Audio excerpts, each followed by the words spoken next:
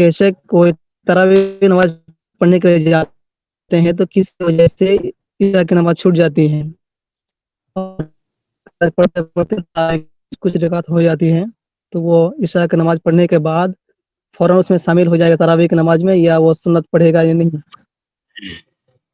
جی شیخ کیا کہا بھائی نے؟ بھائی کا سوال یہ ہے کہ مسجد میں گئے تو تراویح کی کچھ رکعتیں ہو گئی تھی، تو اب عشاء کی نماز پڑھ کر کے ڈائریکٹ تراویح میں شامل ہو جائیں یا عشاء کے بعد کی سنتیں پہلے پڑھ لیں پھر تراویح میں شامل ہو؟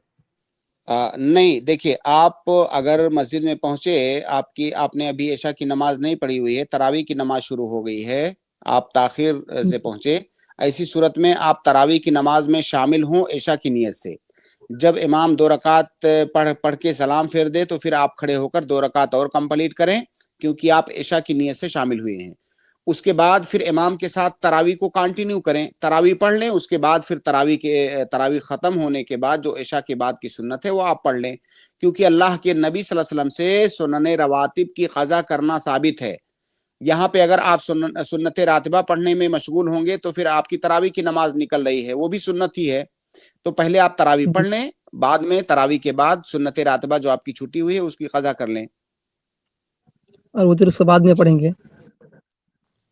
جی بعد میں پڑھ لیجئے، تراویح کے بعد۔